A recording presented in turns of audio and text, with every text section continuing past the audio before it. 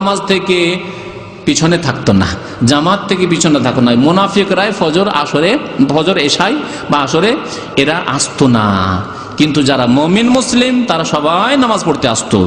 এমনকি আমি দেখেছি ওয়ালাকাদ কানার রাজুলু ইউতা বিহি ইউহাদা বাইনার রাজুলাইনি হাত্তা ইউকামা ফিস সাফফি।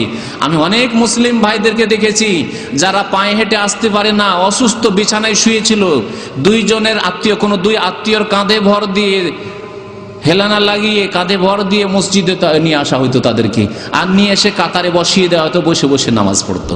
তার জন্য ওজর ছিল, বাড়িতেই সে নামাজ পড়তে পারতো, কিন্তু বাড়িতে কোনো মুসলিম সাহাবী নামাজ পড়তেন না।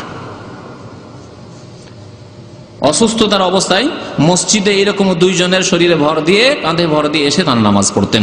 মুসলিম শরীফের হাদিস। নবী করিম সাল্লাল্লাহু আলাইহি ওয়াসাল্লাম আরো বলেছেন, যারা জামাতে নামাজ পড়তে আসে না তাদের সম্পর্কে আবু দারদা রাদিয়াল্লাহু তাআলা আনহু বর্ণনা করেছেন, সামি'তু রাসূলুল্লাহ সাল্লাল্লাহু আলাইহি ওয়াসাল্লাম, আমি আল্লাহর রাসূল শুনেছি বলতে, মা মিন সালাসাতিন ফি ক্বরিয়াতিন ওয়ালা বাদউইন।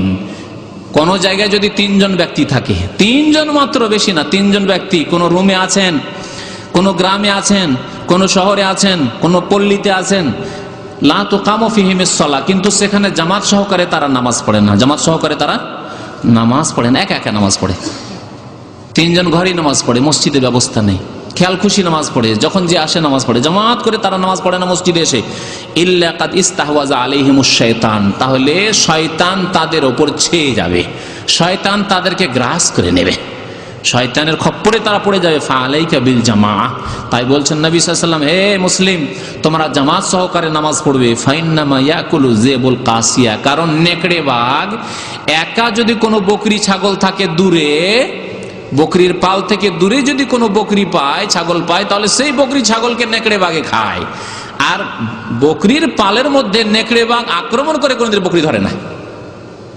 এই কথাটি নবী করিম সাল্লাল্লাহু আলাইহি ওয়াসাল্লাম শিখিয়েছেন। বুঝতে পারলেন না? পারলেন না? কি বুঝতে পারলেন? যদি একসাথে একত্রিত বকরির পাল থাকে, 25, 50, 100, 200 বকরি থাকে, তাহলে সেখানে সাহস করে না নেকড়ে বাঘ ঢুকতে, কারণ নেকড়ে বাঘের ভয় খুব বেশি। এক তো রাখালকে ভয় করে, আর বকরির পালে জানি না কি আছে না আছে, ও সাহস করে ঢুকবে না।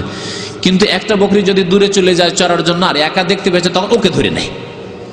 ওই রকমই হে মুসলিম, তুমি জামাত সহকারে নামাজ পড়বে মুসলমানদের জামাতে, তাহলে শয়তানের খপ্পরে পড়বে না, শয়তান তোমাকে গুমরা করতে পারবে না।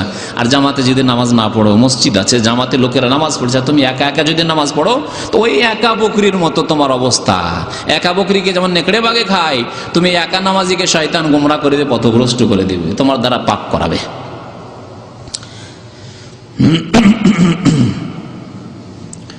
একটি হাদিস আর শোনাবো নবী করিম সাল্লাল্লাহু আলাইহি ওয়াসাল্লামের নামাজ সম্পর্কে ভবিষ্যৎবাণী। আবু উমামা বাহিলি